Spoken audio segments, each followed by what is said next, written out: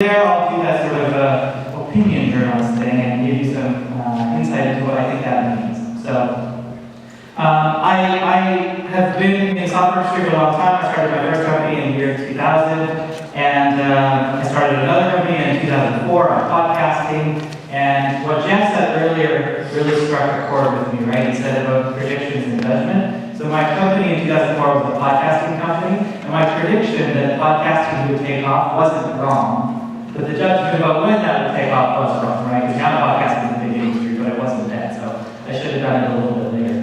The other thing I wanted to tell you about me is that I also have a little bit of a girl at home, a daughter, she's over a year old, and we also have an Alexa and a Google Home in our house, just like Sean does. And it's really amazing how she can't even really talk, right? But she can interact with it. And when she's only one, so the way the kids do that is they point and they get mom and dad to do it for them, right? So she knows that if she points at the Alexa that we're going to ask it to play music, and then she sits in her high chair and does a little dance and stuff, right? It's really cute.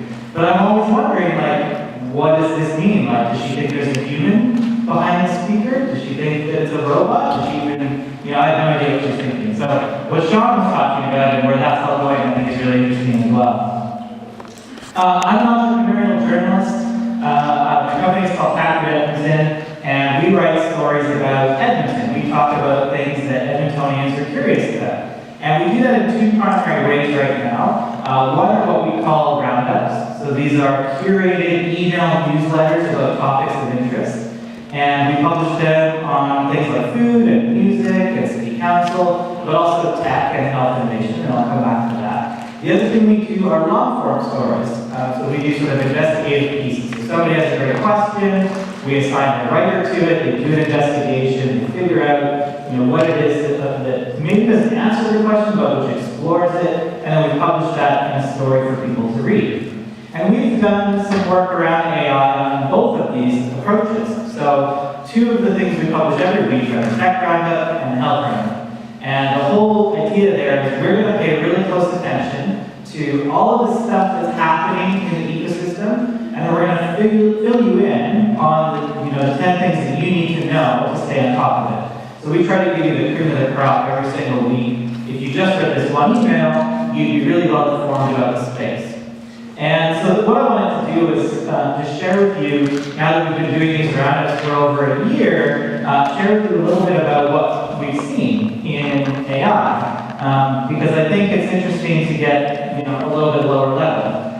We talk a lot about how AI is going to change things, and we need more investment, and we've got a great jewel here in Edmonton with Amy, and all of those things are great, and true and important, but we also need momentum.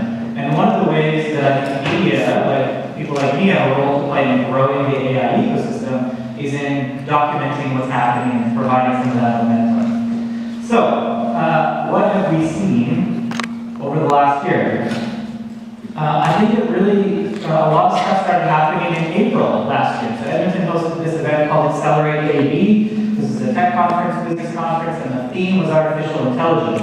And there was a lot of really interesting things that came out of that conference. And I feel like it's sort of the starting point for a lot of Edmontonians to have heard about how Edmonton is a research leader in artificial intelligence. Also that month, Edmonton.ai, this organization started to make some noise. Corey's involved in that. You can ask him about it later. And the Startup Genome report came out, which highlighted Edmonton's leadership role in artificial intelligence. In May, Testfire Labs, which makes a product called Hendrix.ai. This is an artificial intelligence system to make meetings suck less, as they like to say. They won an award from Startup Canada. Also in May, there was an article about machine learning research being done at the U of A to manage invasive species. There was articles written about unmanned aerial vehicles at the Edmonton International Airport. That was just in May. In June, we had a feature in Disruption Magazine. So this is a local online magazine talking about technology. They did a feature on Edmonton.ai. So there's Bruce and Corey and Aaron, and they're talking about their goal of trying to build 100 AI startups here in Edmonton. Also in June, we had Testfire Labs was featured in the Edmonton Journals. That was a mainstream publication talking about AI. ATP Financial was talking about their artificial intelligence lab. Gabby, which Lan mentioned, they announced in June that they were going to be participating in this competition in San Francisco to showcase their stuff. Then we get to July, last summer, and we had Borealis AI do a feature on video games and how Edmonton has been a leader in AI video games. I'm going quickly through this. There's a point to this. SAM, Social Asset Monitoring, I think is what it started out as, but it's called SAM Inc. They're a social media artificial intelligence company. They were one of the first companies in the world to use Snapchat's API so that they could look at snaps that people were posting and use their machine learning algorithms to gain insight from that.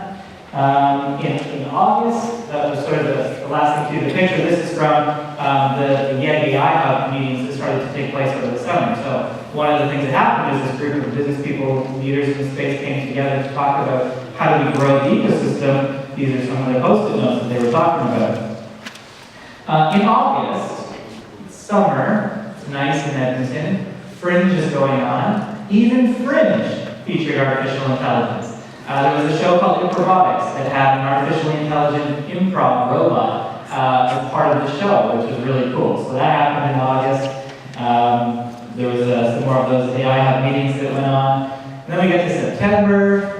Amy launched their AI meetup, so they brought the community together for the first time from the perspective of Amy. They hosted Machine Learning 101, which is the longer version of the talk that you saw Jeff give earlier today. Testfire Labs officially launched their product, Hendrix.ai. Fredible, which uses artificial intelligence for their product, was part of Edmonton. They were getting some press in September, so that was a big month.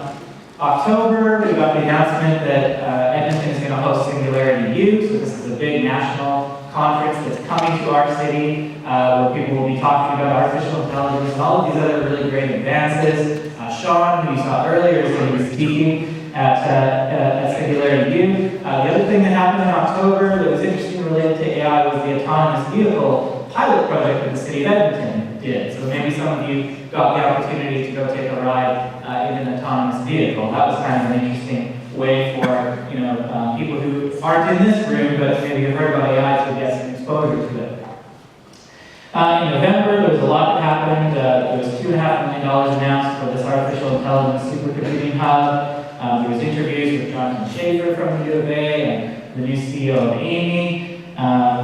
Hendrix had a new feature launch. There was another article in the Edmonton Journal talking about how Edmonton is ranked really highly in artificial intelligence research. The Globe and Mail did an article about funding for AI in Canada, and they featured Edmonton. Lots going on in November.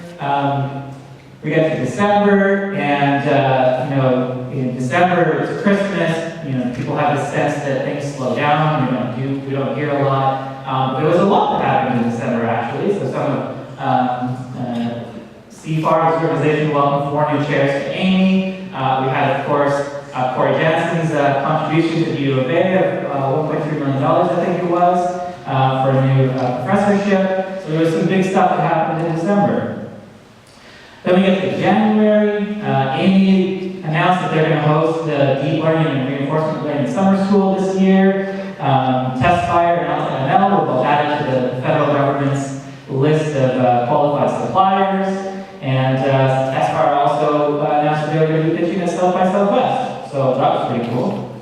February, we of course have the big funding announcement, right? So the provincial government announced $100 million for artificial intelligence to try to grow that industry. And what happened was Gabby was acquired in February. There was one of Amy's researchers was selected as a fellowship winner for Borealis. Health City held a breakfast event and talked a lot about artificial intelligence. We'll hear more from Reg a little bit later. Then we get to March. There was the follow-up to the provincial announcement. They talked about the accelerator that they'd like to bring to Alberta. And there was new courses announced at U of A and Amy on machine learning and artificial intelligence. And then this picture is Amy welcoming Minds Lab to Edmonton and announcing their partnership.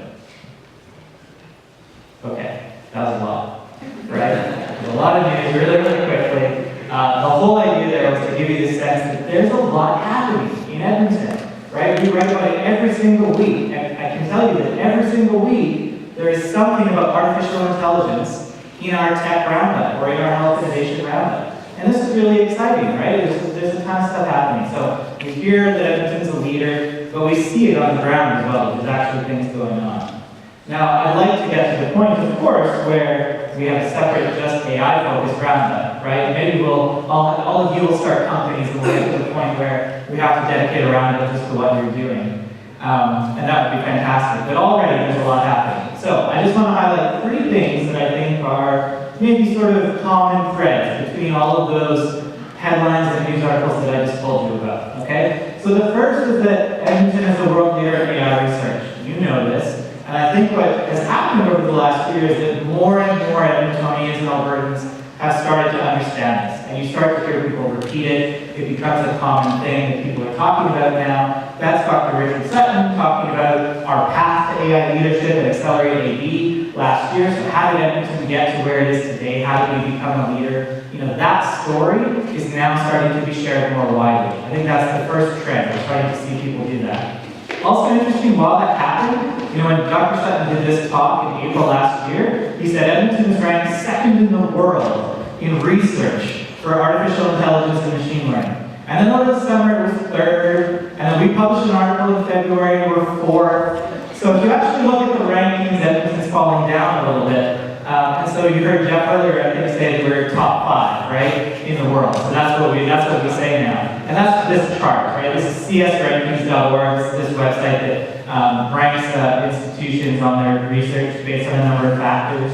And I think that's the sort of, you know, second thing. This leads to the second trend that I've seen, which is this increasing recognition that we need to double down on what we've got, right? So people now know that we're a world leader, but they